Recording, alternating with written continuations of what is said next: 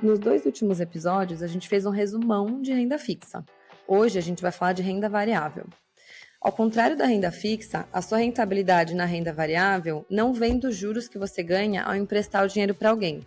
Na renda variável, não tem um contrato de como vai ser a rentabilidade, que é a principal característica da renda fixa. Você se torna ou sócio de algo, que é o exemplo das ações, que a gente já vai explicar, ou você se torna detentor de algum tipo de ativo que oscila sem uma previsibilidade, sem um contrato, sem um combinado, que é, por exemplo, você comprar dólar ou comprar ouro. Tipo, pode ser que daqui a 10 anos, né, a gente não sabe onde vai estar o dólar e o ouro, então você não sabe como esse investimento vai se comportar. Então, essa falta de previsibilidade é a maior característica da renda variável. Então, a gente vai começar com um exemplo mais simples e mais clássico, que eu já soltei, que são as ações. Gente, a gente está gravando numa sexta-noite. Se vocês ouvirem motoboy, barulho, enfim, eu já tentei, mas não consigo acabar com esse barulho aqui perto. Enfim, como vocês ouviram na introdução do episódio, a gente vai falar hoje sobre renda variável. E, nossa, tem muitas coisas para a gente falar sobre esse assunto. Hoje é o primeiro episódio em que a gente vai falar sobre isso, ainda vão ter outros. E eu vou começar, então, eu estou já saindo do roteiro, mas só fazer um parênteses. Você não é obrigado a investir em renda variável.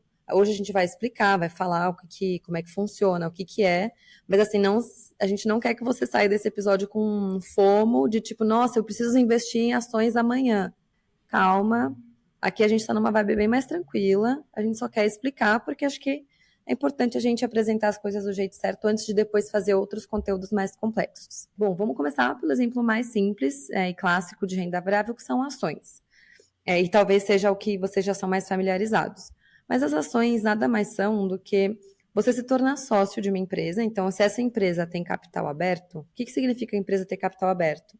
Por exemplo, eu abri uma empresa, eu tenho uma loja e ela foi crescendo em faturamento, ela precisa de mais financiamento, ela está ficando muito grande e eu preciso de mais pessoas para serem donas comigo, para me ajudarem a financiar essa loja. Então, isso é um exemplo bem tosco, porque as empresas que abrem capital são gigantescas, não sou eu com uma lojinha que vou fazer isso. Mas você passa a ser dono dessa loja, você compra um pedacinho dela, né? Então, quanto mais ações, mais pedacinhos você tem dessa empresa. Inclusive, quando você é uma acionista majoritária, você aí sim tem voz de chegar lá e ajudar a participar nas decisões, participar do conselho, não, do conselho de acionistas, enfim.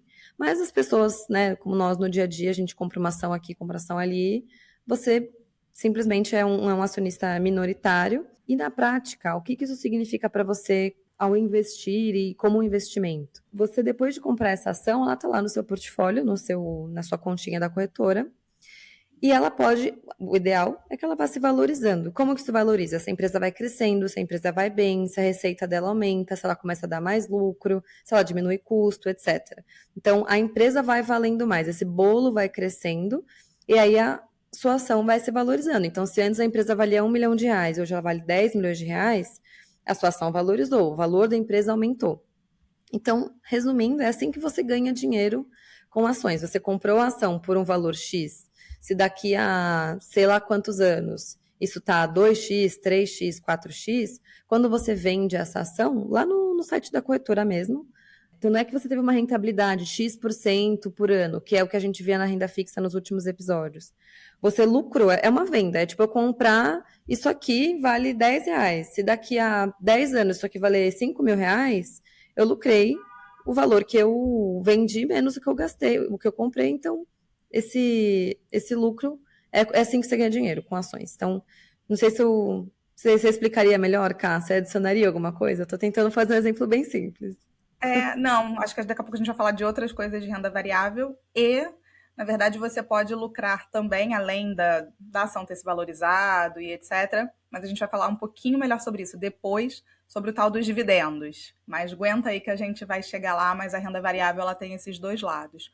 Então, eu acho que o exemplo clássico realmente é com relação à ação de empresa, mas a gente tem outros, como vocês devem até ter ouvido na introdução desse episódio, que é moeda, o tal dos fundos imobiliários, que muita gente já confunde, é renda fixa, é renda variável, porque pode ter oscilação de cota, criptomoedas, enfim. A renda variável é um outro mundo. A gente aqui vai dar alguns recortes hoje, depois a gente faz alguns episódios específicos. Legal, entendi o que é renda variável, já entendi o que é renda fixa, mas como é que eu invisto na renda variável? Eu vou lá no Tesouro Direto também, que vocês falaram no episódio passado? Não. Aqui é um outro mundo. Então, vão ter algumas formas diferentes de você investir nisso, tentando simplificar ao máximo, tá? Porque eu acho que a gente hoje não precisa ficar falando de IPO, de abertura de empresa, nem nada disso, mas tentando simplificar ao máximo mundo de ações, que você também pode fazer paralelo para fundos imobiliários e etc. Você pode comprar diretamente essa ação. Então, eu, Carolina, resolvi me tornar acionista da empresa XPTO. Eu gosto dela, dos fundamentos dela, vou analisar e etc. E quero me tornar acionista. Eu vou lá na Bolsa de Valores, se for, aí já entrando em mercado primário e secundário, mas eu vou na Bolsa de Valores comprar de outras pessoas que estejam vendendo, que é o que a gente chama de mercado secundário. Igual você compra aí a Bolsa no brechó e etc., você também pode comprar a ação de segunda mão de alguém que queira vender. E aí é tal do home broker, etc. Esse é o mercado secundário. Ou você pode ir de cara, que é como se fosse Aí eu acabei entrando no IPO, mas é a empresa pela primeira vez indo no mercado para levantar esse dinheiro. De qualquer forma, você vai estar fazendo isso via Bolsa de Valores. Essa é uma forma, e eu diria que é a forma mais avançada, talvez, para quem deseja entrar na renda variável, que é você fazer, vocês já devem ter ouvido falar nesse termo stock picking, que é você escolher o ativo que você vai comprar. Então, por que eu vou comprar, sei lá, uma Vale e não vou comprar o Itaú? Por conta disso, daquilo outro. Então, você está escolhendo aquilo que você vai colocar na sua bolsa. A outra forma é via fundos de investimento. Fundos de investimentos não investem, obviamente, só em renda variável, mas você pode delegar a decisão de escolher essa ação para um gestor profissional e você vai pagá-lo por isso. Então, você vai escolher. Aí, qual é a sua escolha? Então, não precisa escolher nada? Precisa. Você precisa escolher qual é o gestor, qual é o fundo que você vai selecionar para que ele escolha essas ações por você. Então, essa é a segunda forma. Aí, você não precisa tá preocupado com home broker, nem nada disso. Você vai ver ali a lista de fundos e vai escolher. E a gente chama isso de um fundo com gestão ativa. O que esse gestor está fazendo o dia inteiro? Ele está ali olhando para as ações e pensando se ele vai comprar, se ele vai vender, etc. E você delegou isso para ele. E uma terceira possibilidade, que já com certeza muita gente... eu já ouvi falar nisso, então é isso? Que são os ETFs. Via ETFs. ETF não é o investimento. ETF é veículo, igual fundo de investimento. Não adianta assim, 30% da minha carteira está em fundo. O que isso quer dizer? Está em fundo de renda variável, está em fundo de renda fixa, a mesma coisa. 30% da minha carteira está em ETF. ETF o quê? O que é ETF? Exchange Traded Fund, você não precisa decorar isso. Mas é um fundo, pensa que é um fundo também, só que de gestão passiva no sentido de você não está delegando para um gestor com uma mente brilhante onde ele vai alocar os seus recursos. Ele simplesmente vai ter uma gestão passiva de seguir alguma coisa. O que é essa alguma coisa? Aí a gente entra nos famosos índices que compõem a renda variável. Tem 1 milhão de índices. Vamos para o mais basicão deles. O Ibovespa, com certeza vocês já ouviram falar. O que é o Ibovespa? Ele pega as ações com maior volume de negociação na bolsa, vê quais são essas ações que compõem esse índice e tem um ETF que ele vai falar assim, eu não quero saber qual vai ser a ação que vai bombar ou que não vai, eu simplesmente vou seguir aquilo que está compondo o Ibovespa. Ou o SP500, que é a Bolsa dos Estados Unidos. Quais são as ações que estão compondo o SP500? Ou quais são as ações da indústria farmacêutica? Sei lá, ele vai achar algum índice, algum mote, e ele vai seguir isso. A diferença dos dois é, você está pagando por uma mente que vai optar por você, e o outro você está seguindo um índice que vai seguir o mercado, ele vai se comportar conforme o mercado está se comportando.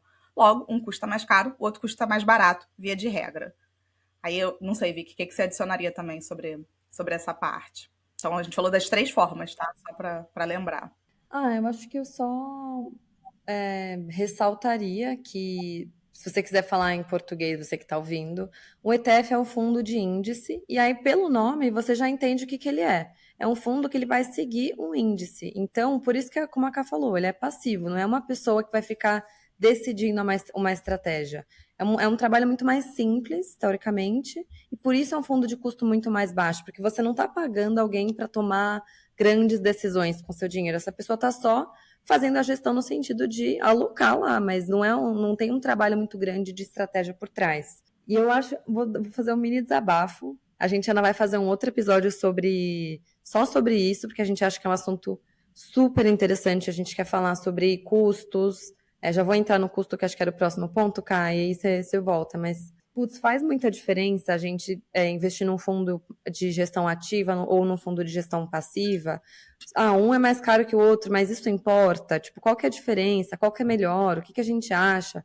A gente vai falar um pouquinho disso no episódio de hoje, mas depois a gente vai fazer um só sobre isso. Tô falando isso por quê? Porque acho que tem uma correlação não, uma ligação muito grande entre o custo e o fato de o índice de fundo ser de gestão ativa ou passiva. Tipo, tem um motivo para os custos serem tão diferentes. Que é como você falou, Ká. Você não está pagando alguém para fazer 1001 decisões, então deveria ser um serviço mais barato. E de fato ele é muito mais barato, né? Então acho que só um exemplo, aí você retoma, mas Não, e fala. aí vi que eu não vou me aguentar, porque quando a gente ouve isso, se você não tá pagando caro, então não deve ser muito bom, né? Porque o nosso cérebro, ele vai associar o quê? O que é mais caro é melhor, o que é mais barato é pior. Então se eu tô investindo em ETF, é porque eu sou uma investidora pior. Não, já dando spoiler, não. A gente depois vai provar por A mais B do porquê que não. Vou até contar uma historinha aqui hoje, que é da grande aposta, para quem já não ouviu. Mas vamos falar em números aqui, assim, rapidinho. Se a gente estiver falando de um fundo de investimento, que via de regra, um fundo de gestão ativa mesmo, porque tem muito fundo que cobra caro e é passivo, né? Não vou nem entrar nesse mérito, mas um fundo que você está lá pagando pelo tal do gestor brilhante, você vai pagar 2% ao ano. O que é esse 2% ao ano? Que as pessoas também ficam assim, então 2% ao ano eu tenho que tirar um dinheiro do meu bolso e dar? Não. Esses 2% ao ano, eles vão sendo descontados da sua rentabilidade em cima do que você tem investido. Faça chuva ou faça sol, ele vai tirar 2%. Então, se você tem, sei lá, 100 mil reais investido, 2 mil reais no ano foi para a mão do gestor, não importa qual foi a performance, se caiu ou se subiu, tá? E num ETF, óbvio que vai depender do fundo e do ETF, mas via de regra 2% para um fundo de investimento de gestão ativa e 0,3% para um ETF. Nossa, que diferença.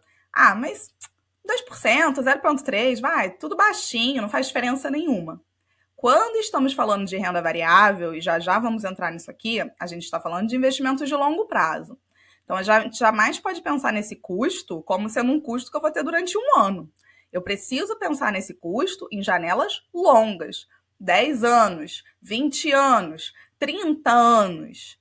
E a depender do que esse gestor me entregar, ele vai corroer a minha rentabilidade. Não estou aqui atacando fundos, depois vamos fazer um episódio só prós e contras de cada um, mas ele vai me corroer essa rentabilidade, por quê? Pega aqui um exemplo claro, 2% em 20 anos, juros compostos, 49% só de taxa. Que isso, Carol? 49% só de taxa? Significa que se ele não entregasse nenhuma rentabilidade, tá? Assumindo a premissa que ele não entregou nenhuma rentabilidade, 49% do seu patrimônio teria ido para o bolso do gestor, tá?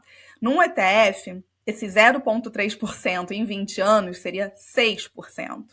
Então, se os dois tivessem andado de lado, metade do seu dinheiro teria ido para o bolso do gestor desse fundo e 6% para o gestor do ETF, que tem uma gestão passiva. Aí já imagino, Carol, mas o gestor, poxa, ele tá ali escolhendo, ele é maravilhoso, ele vai escolher as melhores coisas e etc. Será? Eu sei que a gente já está entrando aqui eu vi que a gente está tomando todo cuidado para a gente não entrar nesse métier, mas eu não tenho como não falar. Se a gente está falando de renda variável e de como investir, a gente quer abrir os olhos para vocês de escolher essa forma de investir. Existe aí uma historinha, vou narrar ela bem rápido. Teve uma grande aposta que foi feita, né, pelo Warren Buffett, que é um ícone, com outro gestor muito famoso lá nos Estados Unidos. Esse gestor, ele era um gestor de fundo e ele desafiou o Buffett de falar o seguinte, olha, eu vou escolher aqui essa gestão E em 10 anos a gente vai apostar, eles apostaram acho que 1 milhão, alguma coisa assim, era para eles, né, simbólico, mas apostaram perante ao público para ver quem que ia ganhar.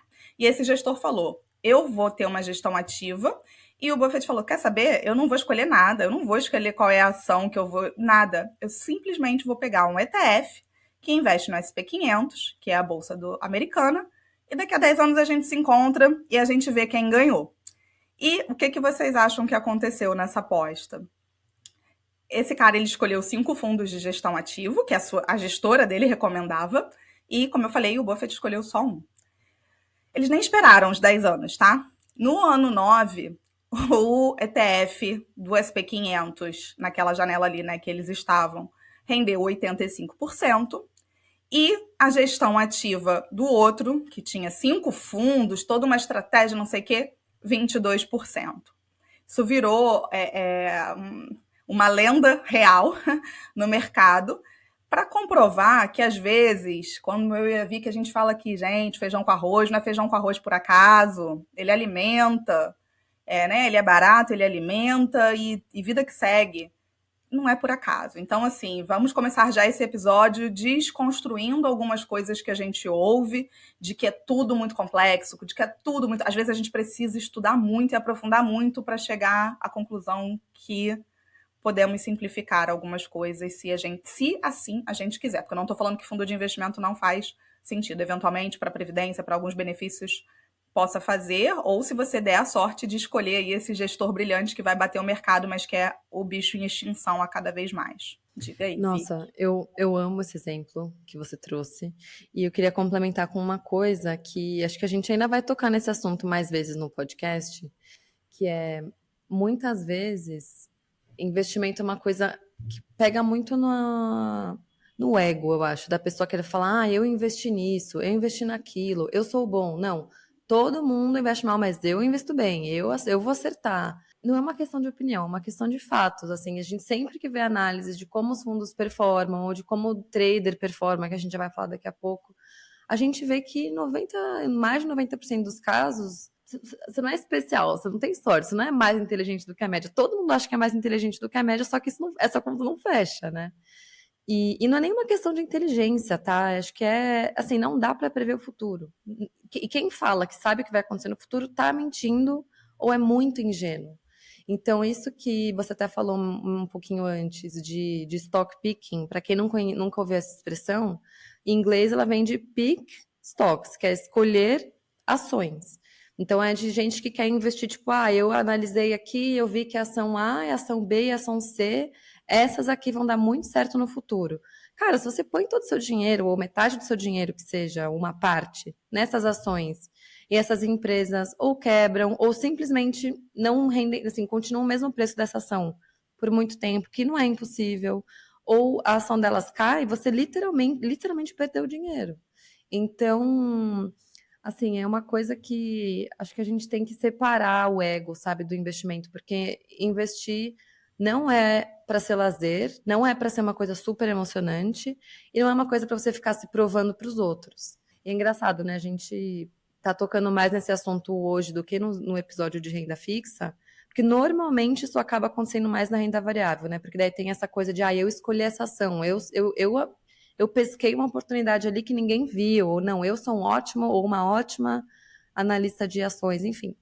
E é muito louco, porque a gente vê essa performance que você falou, cara. Pô, é uma pessoa, um cara, eu não sei o histórico dele. Mas, tipo, que alguém que faz isso 12 horas por dia, todos os dias, há, sei lá, 20 anos, 30 anos, 10 anos.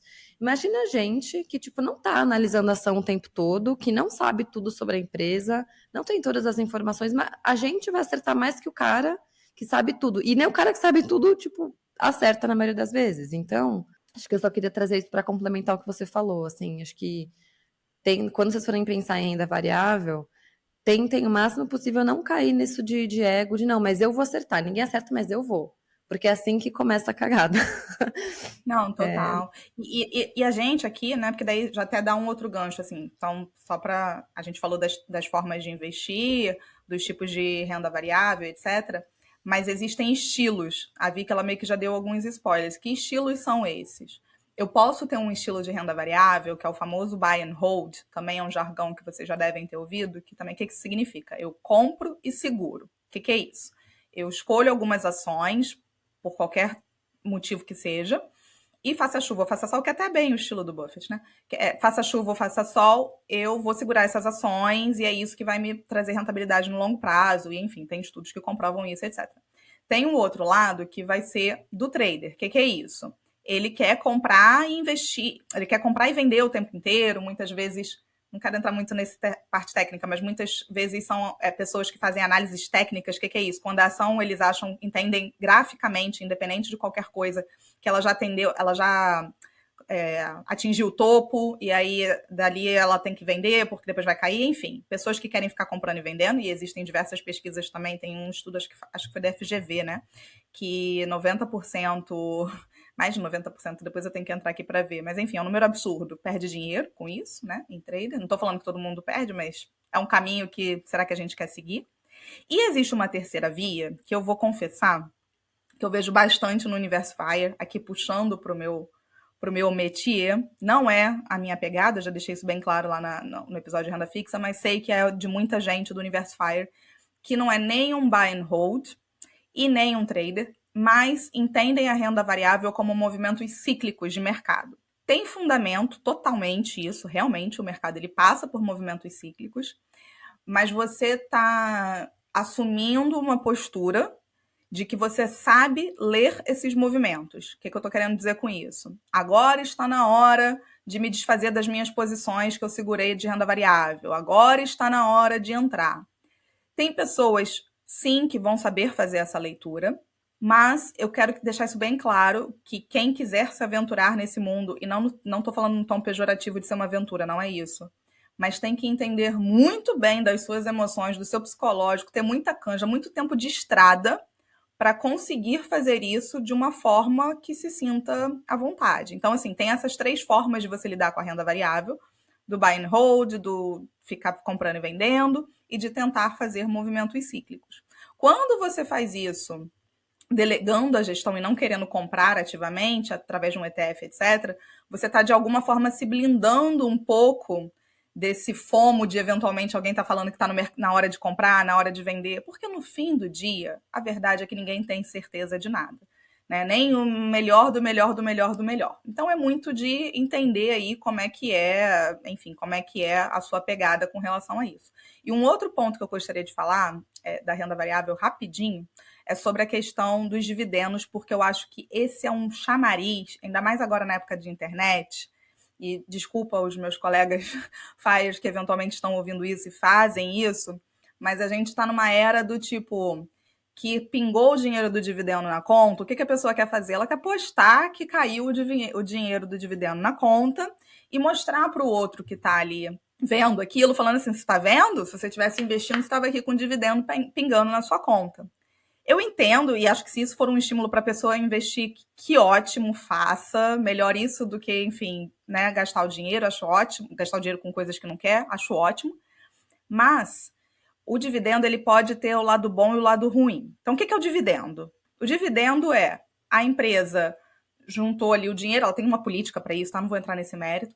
E fundos imobiliários idem, que também tem que distribuir 95% do lucro, mas elas vão lá e distribuem para os seus acionistas um valor que cai, seja mensalmente nos fundos imobiliários, enfim, semestralmente, cada empresa vai ter ali a sua política, e cai e pinga um valor na sua carteira. E aí você fica assim, nossa, então os dividendos é a única forma de eu viver de renda, porque eu preciso desse dinheiro pingando na minha carteira. E você se preocupa excessivamente com isso no momento que você está na acumulação. Então eu vejo muita gente querendo ir para renda variável falando assim, não, preciso de dividendos, preciso de dividendos. Não, o que você precisa agora na fase de acumulação é que ter uma rentabilidade e que o seu patrimônio aumente. Se eventualmente você já está ganhando esses dividendos, para que você efetivamente atinja a independência financeira em algum momento, você não pode gastar esses dividendos. Você vai ter que reinvestir. Então, tanto faz se você está ganhando esses dividendos ou não sei que seja por um efeito psicológico, aí tudo bem, mas você tem que estar preocupado com o seu bolo. Ah, Carol, então os dividendos não fazem diferença? Não, de forma alguma fazem. Depois eu quero falar sobre isso também na minha vida, porque sim, na hora de viver de renda, não necessariamente você precisa deles, mas tem um fator psicológico que eles ajudam sim. Não vou entrar nesse mérito agora, mas eu só quero tirar um pouco esse panorama de tipo assim, preciso de dividendos para atingir a independência financeira. Não, você precisa aumentar o seu patrimônio. É isso que você precisa. E eu quero trazer um exemplo. Você falando disso me lembrou, eu abri aqui um link, que é um post até que eu fiz no Invista faz alguns meses, porque faz um tempo que eu não posto, mas o nome do post é Não Gaste os Dividendos, Reinvista. E aí, quando você arrasta para o lado, tem um gráfico de um site que está lá, a referência, chama Wealthy Corner, e nesse site eles fizeram uma simulação que eu acho perfeita, e ela resume muito bem isso que você está falando, Cá.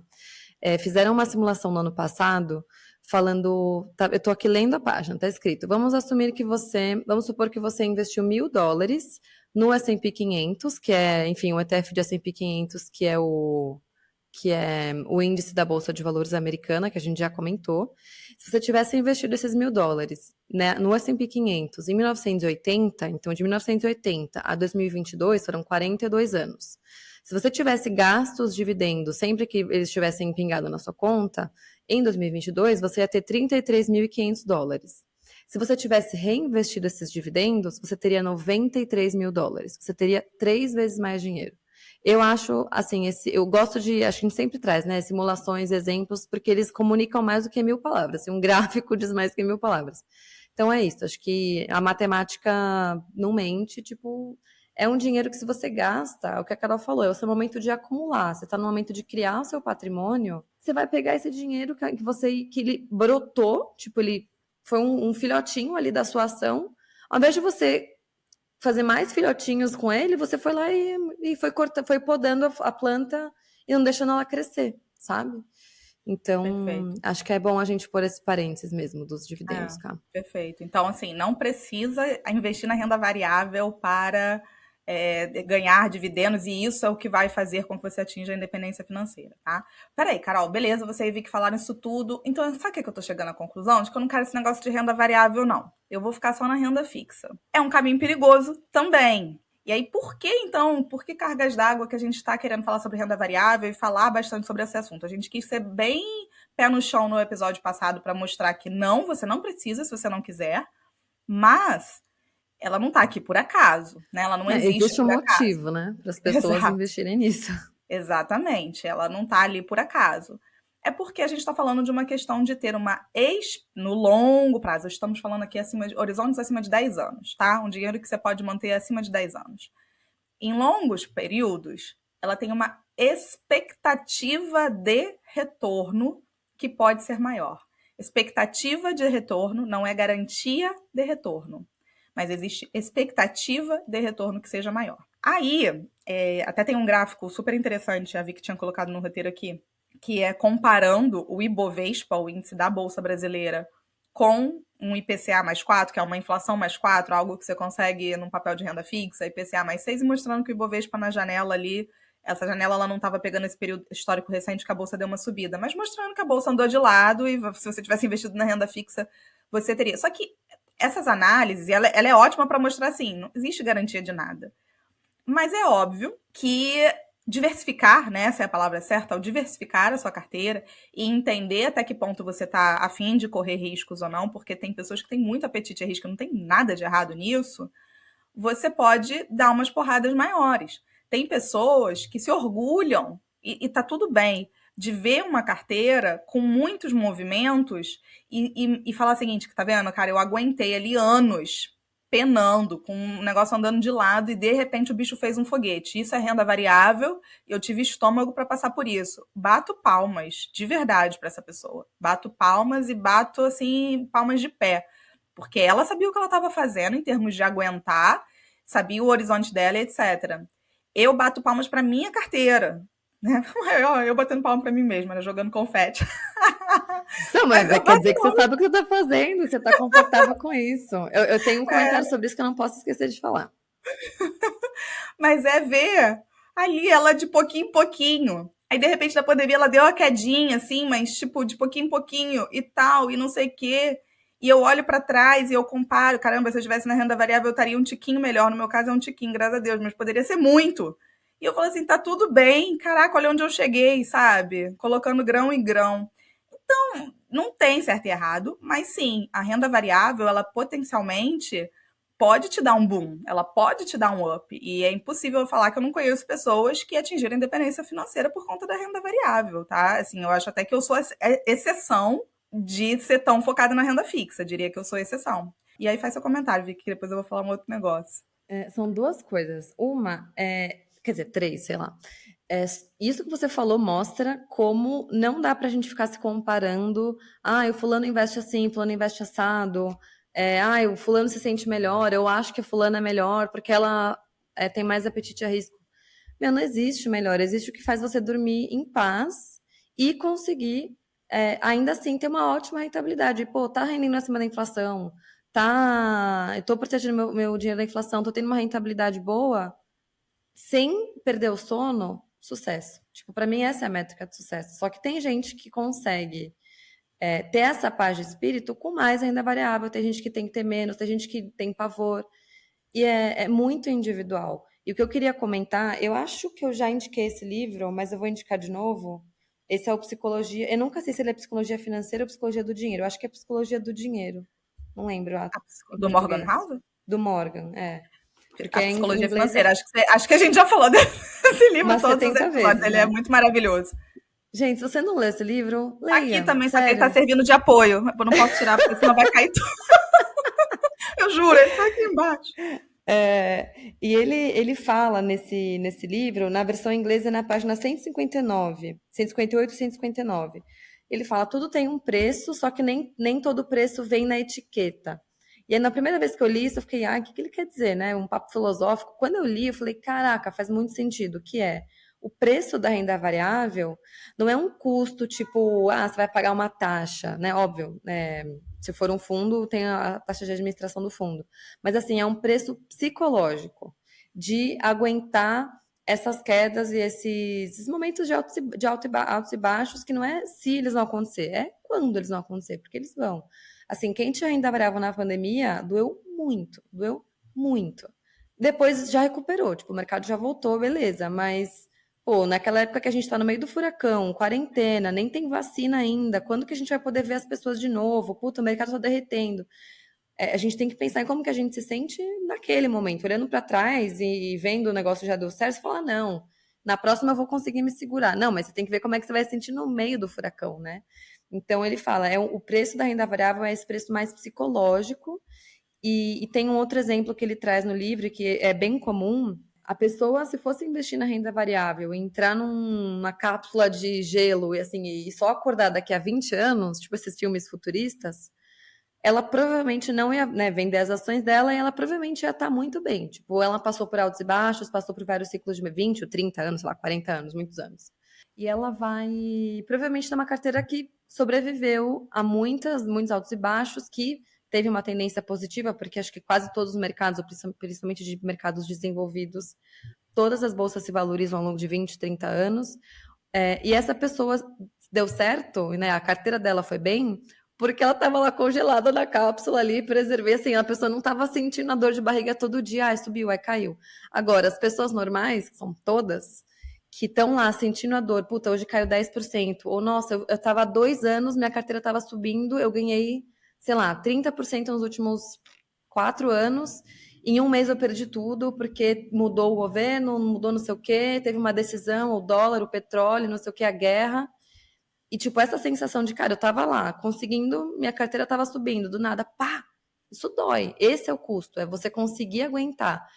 E aqui tem um outro termo que eu odeio, assim, eu realmente não gosto, que muita gente fala no mercado, é tipo, quem não aguenta bebe leite, quem não aguenta não sei o quê, não tem estômago. Que fica essa briguinha machista de, quem é mais homem, quem é mais não sei o quê, quem aguenta. Cara, você não tem que aguentar nada, você não é obrigado a nada, sabe? O dinheiro é seu. Muita gente que tá falando isso tá tomando uma porrada fenomenal e ainda assim quer contar vantagem em cima do outro, sabe? Então, não entra nessa. Oi, Cá. Eu amo suas falas. Tem uma outra expressão também, que é a mão de alface, né? Tem várias expressões. Assim, a Faria Lima é maravilhosa.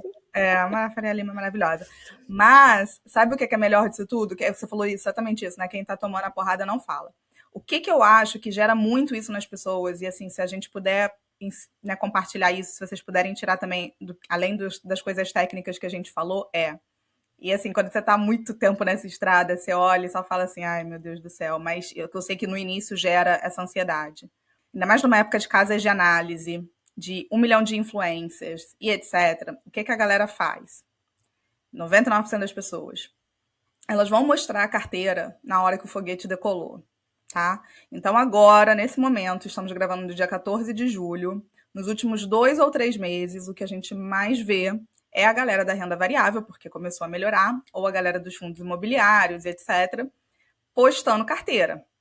E taca-lhe carteira, e taca-lhe carteira, e taca-lhe carteira. Só que essa galera ficou 2 anos ali quietinha, sem falar nada. Porque a outra galera, que era da renda fixa, falou, tá vendo vocês? Olha o CDI aqui, não adianta, vocês estão tomando risco à toa, olha o CDI aqui. E vira um ringue desnecessário, do tipo que não é para ser.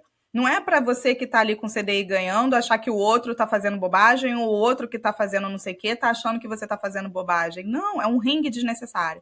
Então, assim, quem me acompanha sabe, eu não faço isso, eu não demonstro isso, não importa se a minha carteira tá decolando, se eu fiz um movimento acertado, isso eu vou vibrar aqui, eu e meu marido, e acabou. Eu não vou gerar isso numa outra pessoa que eu não faço a menor ideia do que seja. E o que está por detrás dessa pessoa fazendo isso?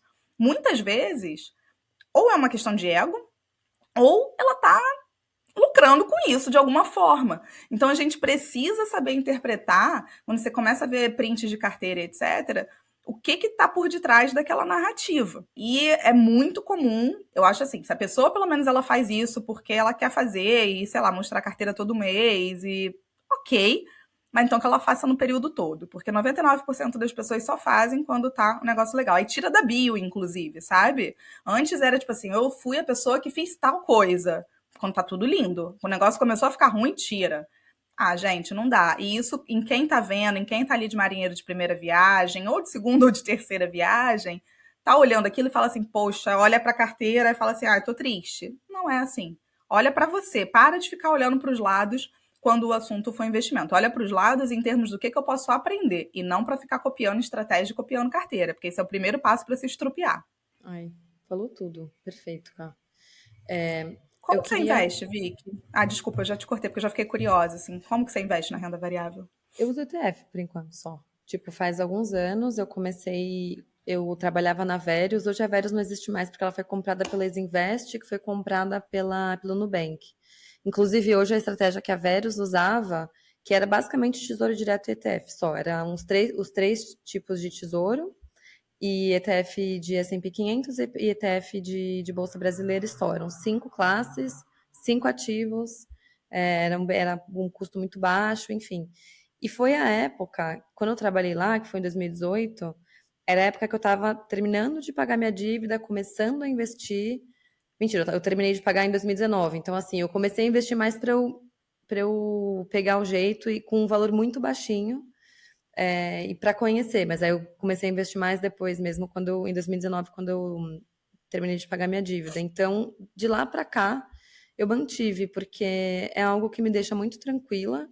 E acho que principalmente depois que você entende por que que aquilo faz sentido, você consegue aguentar os trancos de uma forma mais. Assim, óbvio, não Uhum. fica fácil, né? Acho que nunca fica fácil, porque ninguém gosta de ver dinheiro, né? A ação caindo, acho que ninguém é maluco.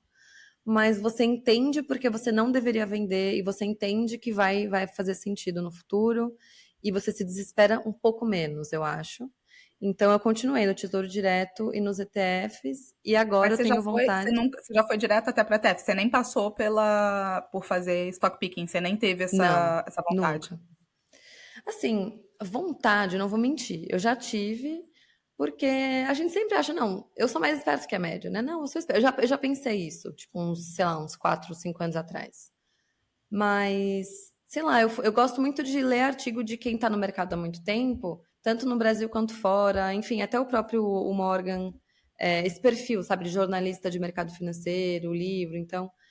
E eu vi que eu falei, meu, se esses caras não fazem isso, e se as pessoas que estudam isso o dia inteiro não acertam, cara, eu não quero passar meu dia inteiro fazendo isso, sabe? Eu não trabalho com isso no dia a dia, eu trabalho em empresa de tecnologia, não trabalho mais com investimentos. Sabe, quem sou eu? Eu acho que eu fui humilde de entender, tá, eu não sou tão, tipo, eu sou inteligente, mas eu não sou mais esperta que um cara que trabalha, ou uma mulher que trabalha com isso o dia inteiro. Então eu não vou fazer essa cagada. E na época eu tinha um namorado que fazia isso e coitado. Ele sofria muito. Aí eu falei, ó, eu não vou por aí. E aí eu fiquei já nos ETFs e quando eu vi esse gráfico de custo, tipo, quanto que você perde de rentabilidade gastando com taxa de fundo. E ainda o fundo que muitas vezes nem bate o CDI ou não bate nem o benchmark, e além disso cobra caro, quando eu vi quanta diferença isso faz no seu dinheiro no longo prazo, para mim foi uma decisão óbvia, assim, foi muito fácil escolher e estou super feliz. Agora meu próximo passo é eu quero começar a ver ETFs de outros mercados. Não que seja extremamente necessário, mas, pô, a gente não sabe para onde vai o mundo daqui a 20 anos, 30 anos. Então, sei lá, hoje eu só tenho ETF de Brasil e Estados Unidos. Eu queria ver, tipo, alguma coisa de Ásia, porque, sei lá, é um mercado muito diferente. Talvez de algo de sustentabilidade, mas, assim, nada muito além disso, por enquanto. Depois vamos fazer um episódio só para isso, né? A gente tem que Tá, tomar. é. O ETF, ele acaba às vezes seduzindo a gente assim, e aí depois eu já vi muito isso, né? A pessoa vai para um stock picking de ETF, né? ETF picking. Mas depois Caraca, faz muito sentido. Vamos falar disso. é, Mas e é, você? aham, vamos falar sobre isso. Então, eu acho que foi muito bom esse seu exemplo. Eu passei por tudo. Eu fiz de tudo. Mas porque eu quero que as pessoas entendam isso quando elas acharem assim, nossa, agora eu encontrei o meu caminho. Meu caminho é investimento A, B, C, vou ficar aqui e não olho. Você pode fazer isso, de ficar assim e não olhar, durante um tempo. Se você também internalizar isso, isso é um conceito importante. Porque as coisas mudam nos investimentos, tá? Então, por exemplo, desde o Tesouro, o Renda Mais, que não existe, que existiu esse ano, não existia no ano passado, a ETFs. Quando eu comecei, pelo menos não que eu saiba, não tinham, não existiam aqui para a gente poder acessar. Mercado americano, muito menos. Então, assim, não estou falando que você precisa, nossa, de cada 6 meses eu preciso me atualizar. Não é isso. Mas as coisas vão mudando. Então, a Vicky já começou numa fase onde tinha muito mais facilidade do que quando eu comecei. Eu comecei, a minha estreia no mundo de renda variável foi através de fundo de investimento, porque na época até corretora era super complicado. Não, assim, parece que eu tô vindo, né, a velha, mas era super complicado. Era caro, você tinha que ficar pagando corretagem, não sei o quê. Então eu fui através de fundo, para entender logo que não era bem por aí, mas fui. Aí depois eu falei assim, não, então eu preciso entender quais são as ações e eu vou mais nesse estilo de buy and hold, não sei o quê, e vou analisar todos os fundamentos, fazer curso, valuation, e vai e entra na ferramenta. Passei por tudo isso, não curti a experiência. Foi aí que eu acho que eu me voltei ainda mais para renda fixa, porque eu entendia o que eu estava fazendo. O outro, por mais que eu estudasse, a sensação que eu tinha era que, tipo, caramba, mas tinha todos os fundamentos para isso aqui dar certo e não dava. E, enfim, o mercado é completamente incoerente. Já há um bom tempo eu já era muito preocupada com internacionalização, desde muito antes desse boom. Então, aí hoje, como que eu faço na renda variável? Não estou falando para vocês fazerem, mas tudo em investimento, a gente acaba tendo uma tese por detrás. Por isso que não existe o melhor investimento. Existem teses que você compra ou que você não compra. A galera que está em cripto, por exemplo, que está, sei lá, super em cripto, qual é a tese que eles compram? Que o mundo vai implodir daqui a pouco, estou sendo bem simplista, assim, mas que o mundo vai implodir daqui a pouco, que o capitalismo já deu ruim, que os bancos estão fazendo, né, que os bancos centrais estão fazendo bobagem, e tem um fundamento por detrás. E que se, cara, tudo isso que você conhece agora, dinheiro vai virar pó e é a cripto que vai salvar o mundo. Então essa é a tese por quem está de trás disso. Não estou julgando, tá? Estou só falando as teses. A minha tese é que o mercado americano e o mercado global e etc., né, ele é muito mais eficiente do que aqui no Brasil. Então, tem muito mais gente investindo, tem muito mais empresas, tem trocentas coisas. E existe uma possibilidade de eu estar lá já há um bom tempo. Por que eu vou ficar na renda variável daqui e entender que aqui... Ah, mas aí tem outras pessoas que vão ter outras teses. Porque aqui que estão as oportunidades. Justamente por não ser eficiente, você consegue performar melhor que o mercado. Mas eu, na minha ignorância, sabendo da minha ignorância, falo assim, mas eu estou feliz de acompanhar o mercado global. Eu não preciso bater aqui. E aqui no Brasil eu fico na renda fixa. Então, a minha renda variável... Eu tenho renda variável aqui, sim, mais por questões de previdência e tudo mais que para mim fizeram sentido na minha estratégia, em termos de fundos, mas eu gosto bastante de renda variável no exterior, via ETF também, e tá tudo certo, e eu tô a fim de ir na grande aposta, tipo do Warren Buffett, tipo, dormir tranquilo e ainda bater o mercado no final, pagando muito pouco por isso.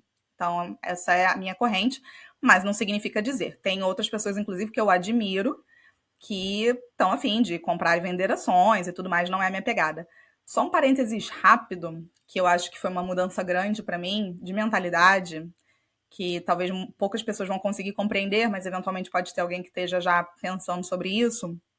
Eu negligenciava muito a importância, eu quero fazer um texto sobre isso em algum momento, mas eu negligenciava muito a importância de ter uma renda passiva pingando, tá? Tanto via renda fixa quanto via renda variável.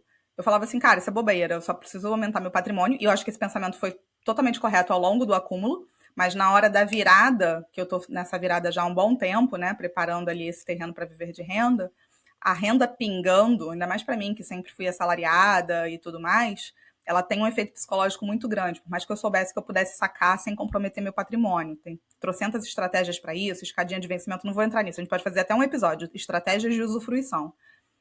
Mas, então, assim, eu comecei a ver fundos imobiliários com outros olhos. Uns olhos que as pessoas falam assim, mas a importância da renda, ter alguma previsibilidade da renda ali mensal e etc. Então, foi uma classe de ativos que eu já tinha estudado há muito tempo, que eu já conhecia, que eu já entendia, mas que eu achava que não era para mim. E em algum momento fez todo sentido do mundo ser para mim, sim. E acho que é isso em termos de renda variável. Acho que não tem mais nada para falar, não sei. Acho que assim, tem bastante coisa, só que se a gente for abrindo novas, né, como se fosse um computador, se eu for abrindo novas janelas, aqui a gente não vai fechar nunca e não vai acabar o episódio. Então, Mil isso é uma abas. coisa que a gente esqueceu, abas. A gente esqueceu de comentar no começo. A gente vai tentar fazer episódios mais curtos. Hoje a gente falou, não, vamos gravar em 40 minutos. Já passou.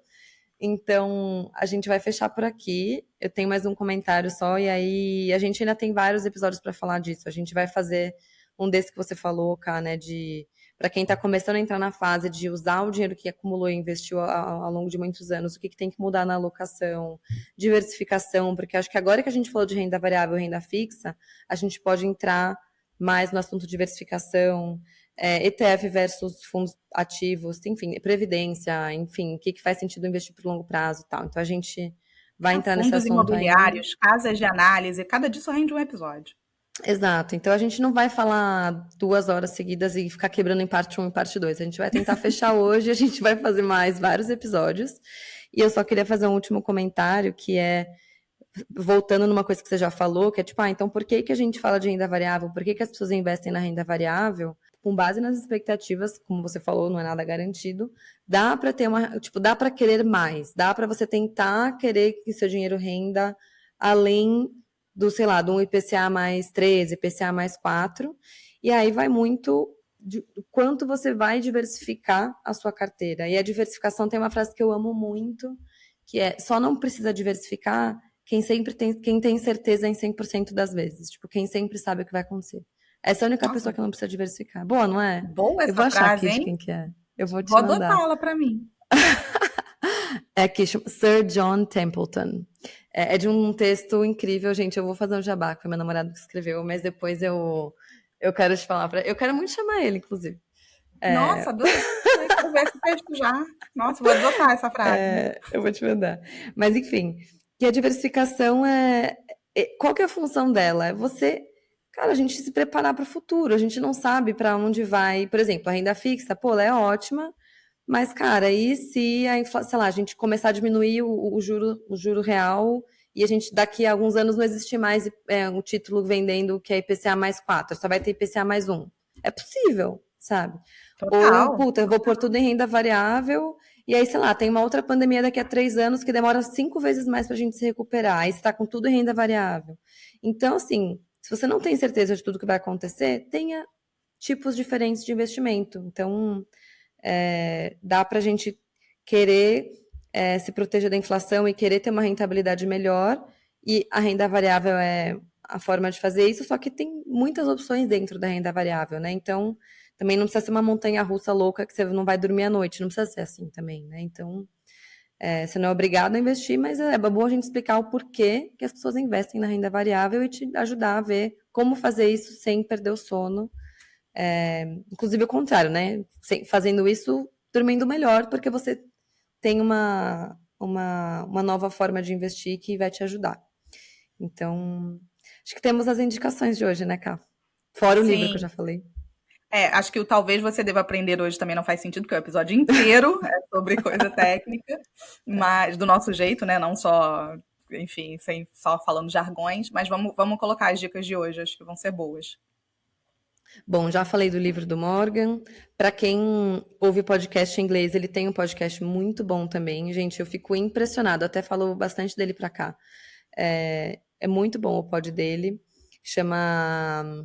Gente, Eu se você coloquei o procurar nome Morgan dele. Housel, você acha. Mas o nome do podcast Caraca, eu Meu tô vendo aqui que eu Deus. sigo. Não, eu vou abrir agora, porque me deu um branco. Fala o outro que eu já falo aqui, eu tô vendo, porque eu Aqui... sigo também, Ah, mas não, eu, é eu por isso vejo. que eu não. The Tá, por isso Morgan que eu não tô Housel lembrando. É Podcast. que o nome do podcast é The Morgan Housel Podcast, então ótimo. Exato, por isso E que a o gente não sabia. outro também é um podcast que, bom, a gente já falou 1000 vezes também do Amuri, inclusive spoilers, vamos gravar com eles em breve, o Amuri e a Vivi. Mas ele tem um episódio no pod dele, já é um pouco antigo, tá? Eu ouvi ele faz um ano e meio e eu acho que ele já não era recente, assim. Mas, puta, os episódios deles são muito atemporais, que é o que a gente tá tentando fazer aqui também. E é um episódio que chama A Vitória dos Preguiçosos. E por que esse nome? Pelos fundos passivos, que é o que a gente falou já hoje sobre ETFs. Eu tô pesquisando aqui para ver o número. É o episódio 46. O episódio dele chama Uma Horinha sobre Grana, do Eduardo Amuri. E, enfim, acho que vai ajudar vocês a entenderem ainda mais o que a gente falou hoje de forma breve. É um episódio dele inteiro sobre ETFs e por que ele gosta disso. E você tem 2 dicas também, né, Ká, que eu preciso até conhecer. Sim, eu tenho 2 dicas e eu vou trazer até de pessoas que são bem apaixonadas por renda variável. Eu acho importante, sabe, a gente beber de diversas fontes para a gente ir criando a nossa análise crítica do que funciona, do que funciona. Eu, com certeza, não concordo com várias coisas do que um monte de gente fala, assim como eu quero que um monte de gente não concorde do que eu fale, mas são pessoas que, de alguma forma, eu admiro a forma como fala, não preciso concordar, mas eu admiro a forma como fala e tal. Enfim, para ETFs, Otávio Paranhos, ele tem um canal no YouTube, mas também tem um perfil no Instagram. Acho que hoje em dia é a pessoa que mais fala sobre ETFs no Brasil e foi um dos precursores de disseminar bastante esse conhecimento. Então, quem quiser saber mais sobre ETFs, acho que vale a pena. Já fazendo uma ponderação aqui, porque eu sei quem está ouvindo a gente busca um conteúdo sem jargões, etc. Ele tem um conteúdo que eu acho que é um pouco mais avançado em termos de vocabulário, que a pessoa que começar a seguir pode falar assim, ai meu Deus do céu, não estou entendendo nada. Mas se desafie, sabe? Fica ali um pouco, tenta entender os termos. Não estou falando que você é obrigado a querer seguir, não estou falando isso não, tá? Estou só falando para não criar aquela coisa do tipo assim, não entendi nada, deixa eu sair correndo. Não, talvez ele já está falando com um público que já está nessa estrada. Você também vai pegar essa estrada. Então fica ali, enfim. Estou fazendo uma propaganda dele, né? Acho que ele nem sei se ele vai ouvir isso em algum dia na vida dele, mas enfim. E a mesma coisa agora é um outro perfil, que é o Desmistificando FI, que é do Rodrigo Medeiros, que é sobre fundos imobiliários.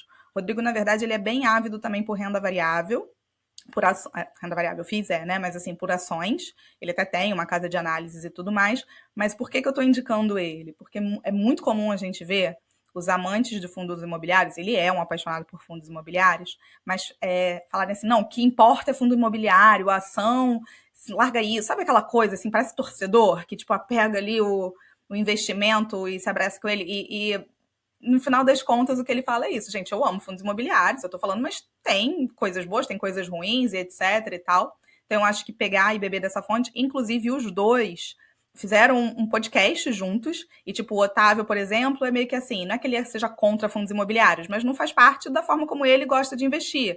E a mesma coisa do Rodrigo Medeiros, ele não gosta. E os dois sentaram para conversar, eu acho isso muito importante, muito válido.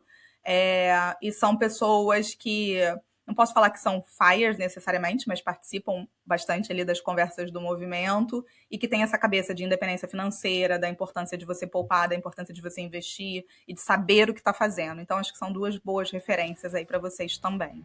Já estou pensando aqui. Gente, eu vou Tô deixar vendo que você estava pensando. Se vocês ficaram com dúvida, gente, mandem, por favor, se vocês estiverem ouvindo no Spotify, tem uma caixinha de perguntas já no Spotify, mas se estiverem ouvindo a gente em qualquer outro lugar, mandem pra gente nos nossos perfis ou por e-mail, mas acho que no Insta normalmente é mais prático. Eu tô no @invista como uma garota, a Carol tá no @jornada_fire. Já escrevi errado uma vez e fiquei me sentindo super mal. Ai, gente, a cada 2 semanas vocês falam que vocês ficam, tipo, meio ansiosos pro próximo episódio, e a gente queria gravar pra sair toda semana, só que a gente ia ficar, tipo, mega sobrecarregada e ansiosa, então a gente tá se segurando pra continuar a cada 2 semanas, porque assim, tem assunto até 2025, eu não tô brincando. É isso aí. Aí, gente, batemos nossa meta, temos um episódio em menos de 1 hora e teremos muitos outros por vir. Nos encontramos daqui a 15 dias, estrelinha aí pra quem gostou, ajuda a gente a chegar a mais pessoas, compartilhem e falem pra gente o que vocês acharam. Um beijo! Um beijo!